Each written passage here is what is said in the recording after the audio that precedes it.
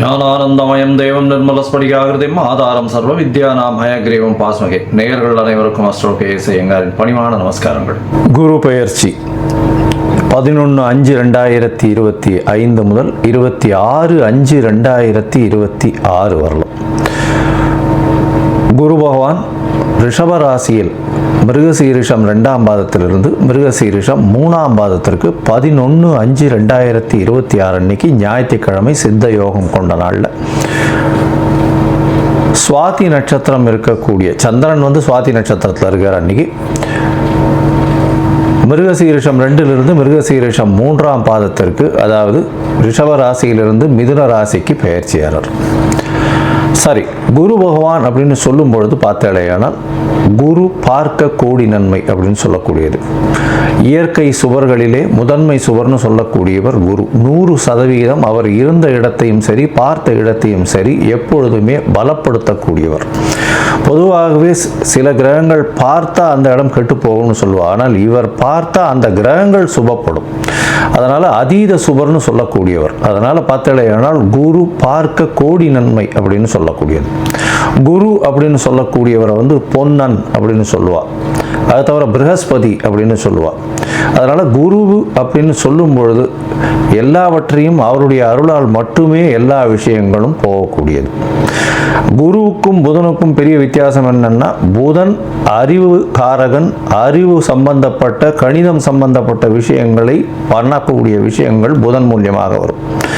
ஆனால் குருவின் அருள் இருந்தால் மட்டும்தான் அந்த உபயோகத்தை, அந்த படித்த வித்தையை உபயோகப்படுத்தக்கூடிய தன்மையை உபயோகப்படுத்தக்கூடிய நேரத்தில் உங்களுக்கு ஞாபகம் வரும். அதனால தான் குருவின் பார்வை எந்த காலகட்டத்திலும் உங்களுக்கு ஏற்றது. குருவின் ஆசீர்வாதங்கள் ரொம்பவும் முக்கியமானது அப்படின்னு சொல்லக்கூடியது. சரி, குருவை பற்றி சொல்லும் பொழுது பார்த்தாலேனால் அவர் பொன்னன்னு சொல்லுவோம். அதை தவிர அவர் ப்ரஹஸ்பதினு சொல்லுவோம், தேவகுருன்னு சொல்லுவோம். இருக்கும் கிரகங்கள் 9 கிரகங்கள். அந்த 9 கிரகங்களில் 7 கிரகங்களை சொல்லுவோம். 2 கிரகங்கள், அதாவது ராகு கேத்துன்றது ஒரே உடலில் 2 தலையும் வாலாகவும் இருக்கிறதுனால அது சாயா கிரகங்கள். ஒரு இதுதான், அதாவது நிழல் அப்படின்னு சொல்லக்கூடியது. இந்த 7 கிரகங்களிலும் சூரியன் சந்திரனை விட்டால்னா 5 கிரகம் தான். அந்த 5 கிரகங்கள்லையும் மிகவும் முதன்மையான மிகவும் பெரிய இருக்கக்கூடிய கிரகமானது நம்மளுக்கு கிட்டத்தட்ட கொஞ்சம் அருகாமையில் இருக்கக்கூடிய கிரகம். அவருடைய பிரதிபலிப்பினால் நமக்கு 2.5 மடங்கு சுப பலன்கள், சூரியனுடைய ஒளி சக்தி நம்மளுக்கு வரும். அதனால் அதீத சுபம் கொடுக்கக்கூடியவர் குரு பகவான் என்று சொல்லக்கூடியது. சரி, இப்போ குருவின் பார்வை அப்படின்னு பார்த்தாலும் பொதுவாகவே எல்லா கிரகங்களும் 7ஆம் பார்வை அப்படின்றது சமசப்தம 180 டிகிரி பார்வைகளை பார்க்கும். ஆனால் குருவிற்கு விசேஷ பார்வை அப்படின்னு சொல்லக்கூடியது 5ஆம் பார்வையும் 9ஆம் பார்வையும் உண்டு. அதாவது அவர் இருக்கும் இடத்திலிருந்து 5ஆம் இடத்தையும் சுபப்படுத்துவார், 9ஆம் இடத்தையும் சுபப்படுத்துவார்.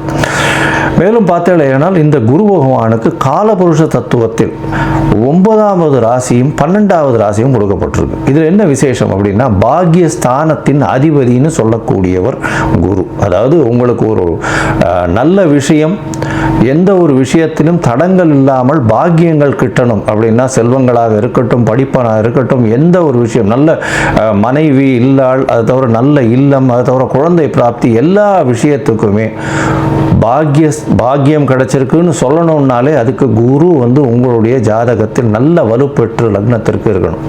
அந்த மாதிரியான ஒரு விஷயம் இருந்ததே ஆனால் உங்களுக்கு பெரிய ஏற்றம் கொடுப்பார். குருவை பொறுத்தவரையிலும் பார்த்தேனால் 12ஆம் இடத்தையும் அவருடைய காலபுருஷ தத்துவத்தின் 12ஆம் இடமான மீனமும் குரு பகவானுக்கு உண்டானது.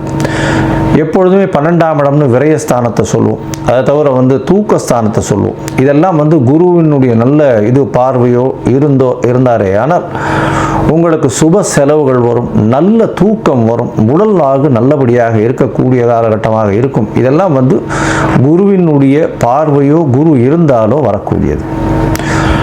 சரி, குரு பகவானை பொறுத்தவரையிலும் பார்த்தாலேயானால் அவருக்கு குரு அணி அப்படின்னு சொல்லக்கூடியது சூரியன், சந்திரன், செவ்வாய் மற்றும் குரு, இவர்கள் 4 பேர் ஒரு அணியாகவும், இவர்கள் அருள் அணி அப்படின்னு சொல்லக்கூடியதாகவும், பொருள் அணின்னு சொல்லக்கூடியவர் சுக்கிரனுடைய அணியாக, சுக்கிரன், புதன், சனி மற்றும் ராகு கேது இவர்கள் 5 பேரும் வந்து ஒரு அணியாகவும் இருக்கக்கூடியது. அதனால் குரு வந்து அதீத சுபத்துவர் 100% சுபத்துவர் குரு. அதற்கு அடுத்து சற்று கம்மியாக, அதாவது 80%, 75% சொல்லக்கூடிய அளவுக்கு சுக்கிரன் சிறந்தவர். அதே போல் பார்த்தாலேனால் அதீத சுபத்துவம் கொண்டவர் வந்து பௌர்ணமி சந்திரனும் தனித்த புதனும் சொல்லுவாள். மிச்சவா எல்லாருமே வந்து பாவர்கள்னு சொல்லக்கூடியது. சந்திரன் வந்து பௌர்ணமி சந்திரன், அதாவது வளர்பிறை சந்திரனோ பௌர்ணமி சந்திரனோ சுபராக கொள்ளக்கூடியது. அதுவும் வந்து அமாவாசையிலிருந்து வளர்பிறைன்னு பார்த்தோம்னா ஒரு 6 நாள் 7 நாளைக்கு பார்த்தோம்னா உங்களுக்கு வெளிச்சம் இருக்கிறதுக்கு வாய்ப்பு இல்லை. அதனால் அந்த காலகட்டத்தில் சந்திரனை எடுத்துக்க மாட்டான். சரி, இப்போ குருவை பற்றி பார்க்கும்பொழுது குருவினுடைய ஸ்தலங்கள் எல்லாருக்கும் தெரியும். குருவினுடைய காரகத்துவம்னு சொல்லக்கூடியது வந்து பணம் வரணும் அப்படின்னா குரு நல்லபடியாக இருக்கணும். குரு நல்ல இடத்துல இருந்து உங்களுடைய ராசியோ லக்னத்தையோ பார்த்தாரு ஏனால் 2வது ஸ்தானத்தை பார்த்து 11வது ஸ்தானத்தை பார்த்தாரு ஏனால் பணத்திற்கு பஞ்சம் இருக்காது. பொதுவாகவே குருவை நம்ம வந்து தனகாரகன் அப்படின்னு சொல்லுவோம். ஜோதிட சாஸ்திரத்தில் தனகாரகன். அதை தவிர குருவுக்கு வந்து பார்த்தாலேயானால் புத்திர காரகன். இந்த ரெண்டும் வந்து காரகத்துவத்திலேயே வரும். அதனால் ஒரு ஜாதகத்தில் குருவினுடைய வலுத்தன்மை, உங்களுக்கு அடுத்த சந்ததியினர் நல்லபடியாக இருக்கணும் அப்படின்னா குரு நல்ல வலுத்து இருந்து குருவினுடைய ஆசீர்வாதங்கள் நிச்சயமாக இருக்கணும். அதனால் காரகத்துவம்னு பார்க்கும்பொழுது புத்திர காரகத்தை சொல்லுவாள். 5ஆம் இடம், 5ஆம் இடத்தின் அதிபதி மற்றும் குரு, இவர்கள் 3 பேரும் வந்து ஒரு ஜாதகத்தில் நல்லபடியில் இருந்தால் அந்த ஜாதகனுக்கு அதாவது புத்திர பிராப்தி இருக்கும், சந்தானம் விருத்தி அடையக்கூடிய வாய்ப்புகள் நிச்சயமாக உண்டு அப்படின்றது தான் ஜோதிட சாஸ்திரம் சொல்றது. அதே மாதிரி தன காரகன்னு சொல்லக்கூடியவரும் குரு. அதனால இந்த 2த்துக்குமே காரகத்துவம் வருது. அதனால மிச்சப்படி நல்ல விஷயங்கள் நிறைய பண்ணாலும் இந்த 2 விஷயத்தில் ரொம்பவும் முக்கியமாக இருப்பார். இதை தவிர பார்த்தாலேயானால் குருவுக்கு உண்டான மரம்னு சொல்லக்கூடியது அரச மரம். அரச மரத்தை குருவுக்கு உண்டான மரம். ஏன்னா அரச மரத்தில் பார்த்தாங்கன்னா ஒரு பகுதி வந்து விஷ்ணுவும் ஒரு பகுதி வந்து சிவனாகவும் சொல்கிறா, வேறு பகுதி வந்து பிரம்மாவாகவும் சொல்கிறா. அதனால் அரச மரத்தின் முழுவுமே மும்மூர்த்திகள் இருக்கிறதாகவும் அது குருவினுடைய ஆளுமையில் இருக்கிறதாகவும் சொல்லக்கூடியது. எல்லோருக்குமே சுவராக இருக்கக்கூடியவர் குரு. அதுதான் ரொம்ப பெரிய விசேஷம். யாருக்குமே தீங்கு செய்ய மாட்டார். ஒரு நல்லது பண்ணுவார், இல்லைன்னா பண்ணாமல் இருப்பார். தீங்குன்றது பண்ண மாட்டார். மேலும் பார்த்தீங்களேனால் குருவுக்கு உண்டான மலர்ன்றது சொல்லக்கூடியது முல்லை மலரை சொல்கிறார். அதை தவிர குருவுக்கு உண்டானது சந்தன மரத்தை சொல்லுவான்.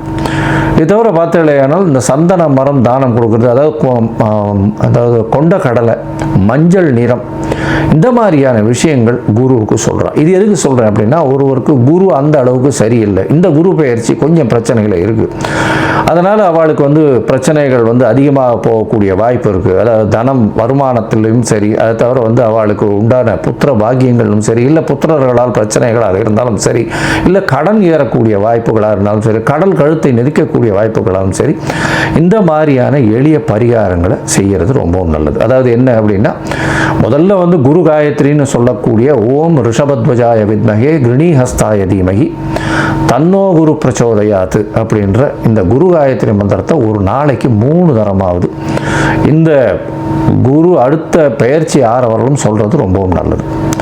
அது தவிர குரு பகவானுக்கு உண்டான எளிய பரிகாரம்னு சொல்லக்கூடியது இந்த கொண்டக்கடலை வெள்ளை கலர் கொண்டக்கடலையை வந்து சுண்டல் பண்ணி இது பண்ணுறது. அது தவிர முல்லைப்பூ சாத்துறது குரு பகவானுக்கு, இல்லை தட்சிணாமூர்த்திக்கு. அது தவிர வந்து மஞ்சள் கலர் வஸ்திரம் தானமாக கொடுக்கறது. படிக்கக்கூடிய இடங்கள், அதில் வந்து அதாவது பாடசாலைகள், இதுக்கெல்லாம் வந்து படிக்கிறதுக்குன்னு உங்களால் முடிஞ்ச விஷயத்தை தானமாக கொடுக்கறது. நெய் போட்ட ஸ்வீட்டு அது வந்து வாங்கி தானமாக கொடுக்கறது. அதாவது கோவிலில் வந்து நெய் போட்ட ஸ்வீட், அதாவது சக்கரை பொங்கல்னு வச்சுக்கலாம். அந்த மாதிரியான விஷயங்கள் கொடுக்கறதன் மூலியமாக குருவுக்கு உண்டான பிரீத்தி. சரி, இது எப்போ பண்ணலாம்? குருவுக்கு உண்டான பிரீத்தின்னு சொல்லக்கூடியது எப்போவுமே குருவின் நாளான, அதாவது வியாழக்கிழமை அன்னைக்கு பண்ணணும். அதை தவிர பார்த்தேனால் இந்த காயத்ரி மந்திரத்தை எப்போ சொல்லணும்? வியாழக்கிழமை கார்த்தால முதல் மணி நேரம், அதாவது ஹோரைன்னு சொல்லுவோம். அதாவது சூரியன் உதித்த முதல் மணி நேரத்தை ஹோரை அப்படின்னு சொல்லக்கூடியது. இந்த ஹோரையில் முதல் மணி நேர ஹோரை, அதாவது உங்களோட ஊரில் சூரிய உதயம் வந்து 7 மணி இருக்கலாம், இல்லை 6 மணி இருக்கலாம், இல்லை 5 மணி இருக்கலாம். எந்த மாதிரியான இதுவாக இருந்தாலும் சூரிய உதயத்தின் முதல் மணி நேரம் வியாழக்கிழமை அன்னைக்கு இந்த இது காயத்ரி மந்திரத்தை 3 முறை சொல்கிற இல்லையானால் உங்களுக்கு வரக்கூடிய வர வேண்டிய எந்த பிரச்சனைகளிலிருந்தும் நிச்சயமாக தவிர்க்கப்படும். சரி, இப்போ குரு பயிற்சி இந்த மேஷம் முதல் மீனம் வரை எப்படி இருக்கு அப்படின்றத ஒன்றா பார்க்கலாம். அதற்கு முன்னாடி என்னுடைய மொபைல் நம்பர் போயின்னு இருக்கும் இங்கே, அதாவது மேலே இருக்கும். உங்களுக்கு அஸ்ட்ராலாஜிக்கல் கன்சல்ட் தேவைப்பட்டதுன்னா நீங்கள் எனக்கு காண்டாக்ட் பண்ணுங்க. உங்களுடைய date, time, place of birth, உங்களுடைய பெயர், தாய் தகப்பனார் பெயர் வரலாம் அனுப்பிச்சு வைங்க. நான் உங்களுடைய ஜாதகத்தை போட்டு சந்தி இருக்கான்னு பார்க்குறேன். சந்தின்றது வந்து பார்த்தாலேயானால் மிருகசீரிஷம் 2ஆம் பாதம் நினச்சின்னு இருப்பா, 3ஆம் பாதத்தில் இருக்கும், ராசியே மாறிடும். இது வந்து நட்சத்திர சந்தி, நட்சத்திர பாத சந்தின்னு சொல்லுவோம். அதே மாதிரி லக்னத்தையும் பார்த்தேன்னா அதே மாதிரி லக்னத்தில் பார்த்தாலேயானால் விசாக நட்சத்திரம் நினச்சின்னு இருப்பா, விசாக நட்சத்திரம் துலா ராசி நினச்சின்னு இருப்பா, விசாக நட்சத்திரம் விருச்சிக ராசியில் இருப்பா. அதனால் சந்தி முதல்ல பார்க்கணும். அதே மாதிரி நட்சத்திரங்கள் எந்த நட்சத்திர பாதத்தில் நிற்கிறா அப்படின்றத முதல்ல தெரிஞ்சுட்டு உங்களுக்கு நடக்கக்கூடிய தசாபுக்தி, அந்தரம், சூக்ஷ்மம் இதெல்லாம் எப்படி இருக்குன்றதையும் பார்த்துட்டு இப்போ நடக்கக்கூடிய மாறுதல்கள் என்ன ஒரு மாற்றத்தை ஏற்படுத்த போகிறதுன்றதையும் பார்த்து உங்களுக்கு உண்டான பலன்களை நான் சொல்கிறேன். அதற்கு உண்டான கட்டணத்தையும் போடுறேன். அதை அனுப்புங்க. அனுப்பிச்சதுக்கப்புறம் உங்களுக்கு அப்பாயின்மெண்ட் தரேன். இப்போது மேஷம் முதல் மீனம் வரை குரு பெயர்ச்சி 2025 11/5/2025 முதல் 26/5/2026 வரை பார்க்கலாம். மகர ராசிக்காரர்கள், உத்திராடம், திருவோணம், அவிட்டம் இந்த 3 நட்சத்திரம் 9 பாதங்களை கொண்ட ராசி. சார், குரு பெயர்ச்சி எப்படி இருக்கும்? இவ்வளோ நாளாக வந்து குரு 5ஆம் இடத்துலேருந்து இப்போ 6ஆம் இடத்துல போகிறாரே, ஏற்கனவே 7 சனி வேறு இருக்குது, இப்போ ராகு வேறு எங்கள் ராசிக்கு 2ஆம் இடத்துல வந்துடுது. ஏற்கனவே பல பிரச்சனைகள், எல்லா இடத்துலையும் வந்து பேச்சிலேயே பிரச்சனைகள் வருது. உங்கள் வார்த்தைகள்லாம் எனக்கு காது கேட்குது. இருந்தாலும் இந்த காலகட்டத்தில் பார்த்தாலேயானால் குரு பெயர்ச்சி உங்களுக்கு 6ஆம் இடத்தில் குரு பகவான் போனாலும் சில ஏற்றங்கள் இருக்குது. என்னென்ன ஏற்றங்கள் இருக்குன்றதை பார்ப்போம். அவர் குரு இருக்கும் இடம் வந்து அந்த அளவுக்கு விசேஷமாக இல்லை. விசேஷமாக இல்லை அப்படின்னா 6ஆம் இடத்தில் குரு பகவான் இருக்கிறது வந்து அந்த அளவு ஏற்றம் கொடுக்காது. ஏன் கொடுக்காது அப்படின்னா, கடன் கொடுத்த இடத்துலேருந்து காசு திரும்பி வராது. புதுசாக கடன் வாங்க வேண்டிய கட்டாயம் இருக்கும். நீங்கள் வந்து நம்பி கொடுத்துருப்பீங்க. அதாவது உங்களுக்குன்னு, அதாவது அவர் அர்ஜென்ட்டாக கேட்குறாரு, எமர்ஜென்சியில் கேட்குறாருன்னு காசை கொடுத்துருப்பீங்க. ஆனால் நீங்கள் போய் திருப்பி கேட்கும்பொழுது உங்களுக்கு உண்டான எமர்ஜென்சிக்கு அவங்க திருப்பி கொடுக்க மாட்டாங்க. இந்த காலகட்டம் பார்த்து இல்லையானால் கொடுத்த காசு திரும்பி வர்றதுன்றது ரொம்ப கஷ்டம். அதுக்கு வந்து இந்த ஒரு வருஷத்தில் நிச்சயமாக நடக்காது. அது வந்து பிரச்சனைகளில் கொண்டு போய் விடும். பிரச்சனைகளில் விடும்னா என்ன, ஒருத்தருக்கு ஒருத்தர் பேச்சு முறிவு வரக்கூடிய வாய்ப்புகள் நிச்சயமாக உண்டு. ஏன்னா 2ஆம் இடத்துல சனி வேற இருக்கார். அதனால் கொஞ்சம் பொறுமை காக்கிறது நல்லது. மொத்தமாகவே முறிஞ்சு போச்சுன்னா பைசாவே வராது. பொறுமையாக இருந்து வாங்கிறது அப்படின்றது ரொம்பவும் நல்லது. புதிய கடன் அமையக்கூடிய வாய்ப்புகள் நிச்சயமாக உண்டு. புதிய கடன் அமையும் அப்படின்னு சொல்கிறோம். ஏன் புதிய கடன் அமைய போகுதுன்னா, புதுசாக வந்து செலவுகள் வரும். அதாவது சுப செலவுகள் வரக்கூடிய வாய்ப்புகள் நிச்சயமாக இருக்குது. ஏன்னா ராசிக்கு 6ஆம் இடத்துல இருக்கக்கூடிய குரு உங்களுடைய ராசிக்கு பார்த்தாலும்னா 10, 12, 2 இந்த 3 இடத்தையும் பார்க்குறார். இதன் மூலியமாக பார்த்தாலும்னா தொழிலில் வந்து ஒரு பெரிய அபிவிருத்தி இருக்கும். மாற்றங்கள், ஏற்றங்கள் எல்லாமே இருக்கக்கூடிய வாய்ப்புகள் நிச்சயமாக இருக்கும். தொழிலில் வந்து பார்த்தீங்கன்னா புதிய தொழில் எடுத்து செய்யக்கூடிய வாய்ப்புகள் நிச்சயமாக உண்டு. இந்த மகர ராசிக்காரர்கள், அதுவும் வந்து இந்த நீதித்துறை, சட்டத்துறை இந்த மாதிரியான விஷயங்கள் இருக்கிறவங்களுக்கு நல்ல ஒரு ஏற்றம். ஏன்னா சட்டத்துறை, நீதித்துறை இதிலெல்லாம் வந்து 6ஆம் இடத்துல போய் குரு இருந்ததுன்னா நேர்மையான விஷயங்களை கடைபிடிக்கக்கூடிய வாய்ப்புகள் நிச்சயமாக உண்டு. ஏன்னா இவ்வளோ நாளாக 2ஆம் இடத்துல சனி இருந்ததுனால கொஞ்சம் வார்த்தைகள் தடித்து இருக்கக்கூடிய வாய்ப்புகளும், அதன் மூலியமாக நல்ல ஒரு குட் கிளைண்டைல்ஸ் எல்லாம் போயிருக்கக்கூடிய வாய்ப்புகளும் உண்டு. இப்போ உங்களுக்கு பார்த்தலையானால் நிச்சயமாக நல்ல ஒரு வார்த்தை ஜாலம் நல்லபடியாக இருக்கும். ஏன்னா குருவும் ராகுவும் 2ஆம் இடத்துல இருக்கக்கூடிய குரு ராகு 2 பேரையும், அதாவது சனி ராகு 2 பேரையும் குரு பார்க்குறார். இதன் மூலியமாக பார்த்தால்னா பேச்சில் நல்ல ஒரு ஏற்றம் இருக்கும். பேச்சின் மூலியமாக எல்லாவற்றையும் வெல்லக்கூடிய வாய்ப்பு உண்டு. பண பணவரவிற்கு பஞ்சம் இருக்காது. ஏன்னா தனஸ்தான அதிபதினு சொல்லக்கூடிய சனியை தனக்காரகனான குருவே பார்க்குறார். அதனால் பணம் வந்து எப்படியும் வரும். ஆனால் பேச்சுக்களில் குடும்பத்தில் சிறு சிறு சண்டை சச்சரவுகள் இருக்கும். சுமூகமாக போகக்கூடிய, இவ்வளோ நாளாக வந்து பிரச்சனைகள் ரொம்ப அதிகமாக போகும், எஸ்கலேட் ஆகும். இப்போ வந்து சுமூகமாக போகக்கூடிய வாய்ப்புகள் நிச்சயமாக உண்டு. ஏன்னா குருவின் பார்வை கோடி நன்மை அப்படின்றது ஜோதிட சாஸ்திரம். எந்த ஒரு விஷயமாக இருந்தாலும் நல்ல ஒரு ஏற்றம் கிடைக்கும்.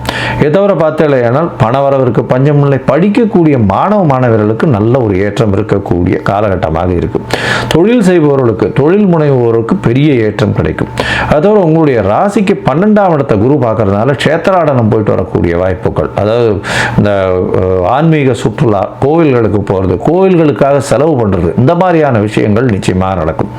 அதோட பார்த்தேனால் நல்ல படுத்தவுடனே தூக்கம் வரக்கூடிய நல்ல ஒரு ஏற்றமான காலம். இவ்வளோ நாளாக பார்த்தீங்கன்னா அதாவது ஒரு வருஷம் 2 வருஷம் முன்னாடி எல்லாம் உடல்நிலையில் பிரச்சனை இருந்தது. இப்போ பார்த்தீங்களா, ஏன்னா ஒரு வருஷமாக வந்து தூக்கம் கிடக்கூடிய வாய்ப்புகள் இருந்தது. இப்போ அதெல்லாம் இல்லாமல் நல்ல தூக்கம் வரக்கூடிய வாய்ப்புகள் நிச்சயமாக இருக்கும். இந்த காலகட்டத்தில் சுப செலவுகள் வரும். அதாவது குழந்தைங்க படிக்கிறதுக்கு, குழந்தைங்களுக்கு கல்யாணம் பண்ணுறதுக்கு, குழந்தைங்களுக்கு காது குத்து, இந்த மாதிரியான முக்கியமான வந்து விசேஷங்கள் பண்ணக்கூடிய காலகட்டமாக இந்த வருஷம் அமைய போகிறது. இந்த வருஷத்தில் பார்த்தீங்கன்னா உங்களுடைய ராசிக்கு 10ஆம் இடத்தை பார்க்கறதுனால, குரு பகவானே பார்க்கறதுனால தொழிலில் ஒரு பெரிய மாற்றங்கள் ஏற்றங்களை செய்வீங்க. தொழிலில் வந்து ஒரு புதிய சிஸ்டம் ஃபாலோ பண்ணி அதன் மூலியமாக வெற்றி வாகை சூடக்கூடிய வாய்ப்புகள் நிச்சயமாக உண்டு. மொத்தத்தில் பார்த்தீங்களேனால் இந்த மகர ராசிக்காரர்களுக்கு 6ஆம் இடத்தில் இருக்கக்கூடிய குரு சிறு சிறு சங்கடங்களை உடல் நலத்தில் ஏற்படுத்தினாலும், புதிய கடனை வாங்க வைத்தாலும், நீங்கள் கொடுத்த கடன் திருப்பி வர்றது கஷ்டமாக இருந்தாலும், அவர் பார்க்கும் இடம் வலுப்பெற்று போகிறது பெரிய ஏற்றம் கொடுக்கும்.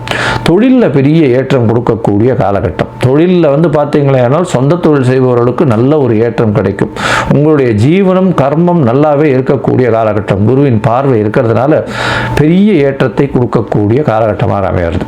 அதோட பார்த்தீங்கன்னா உங்களுடைய சுகம், அயன சயன போக ஸ்தானங்கள் நல்ல ஒரு ஏற்றத்தை காணும். ஏன்னா குருவினுடைய ஸ்தான இடத்தையே வந்து குரு பார்க்கறது பெரிய ஏற்றம். 12ஆம் இடத்தையே பார்க்கறது ரொம்ப ஏற்றம்.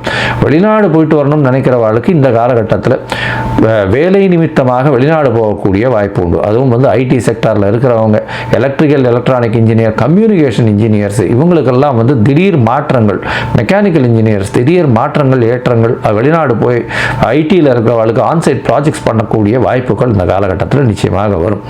வெளிநாடு போய் வெளிநாட்டு பணம் வரக்கூடிய வாய்ப்பு, வெளிநாட்டு பணத்தின் மூலியமாக இங்கே இந்தியாவில் கடன் வாங்கக்கூடிய வாய்ப்புகள் நிச்சயமாக உங்களுக்கு வந்து சேரும்.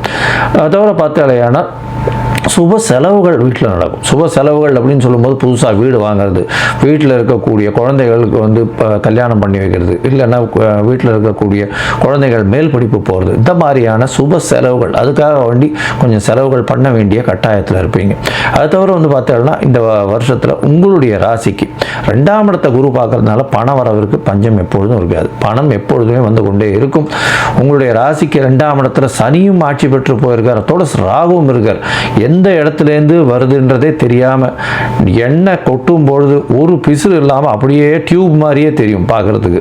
அந்த மாதிரி வந்து தண்ணி கொட்டின்னு இருக்க, அதாவது எண்ணெய் கொட்டின்னு இருக்க மாதிரி பிசுறு இல்லாமல் வந்து உங்களுக்கு வனம் கொட்டக்கூடிய காலகட்டமாக அமைய போகிறது. மொத்தத்தில் உடல் நலத்தில் மட்டும் கொஞ்சம் ஜாகிரதையாக பார்த்துக்கோங்க. இந்த குரு பெயர்ச்சி வந்து பார்த்தோம்னா உங்களுக்கு 85லிருந்து 90 விழுக்காடுகள் பெரிய ஏற்றத்தையும் மாற்றத்தையும் கொடுக்கும். நீங்கள் வந்து காலபைரவரை போய் சேவிச்சுட்டு வாங்க. காலபைரவரை போய், அதுவும் வந்து அஷ்டமிக்கு அஷ்டமி சேவிச்சுட்டு வர்றது, தேய்பிரை அஷ்டமியில் சேவிக்கிறது மிகவும் விசேஷம். அதாவது சிவன் கோவிலில் இருக்கும் காலபைரவர்.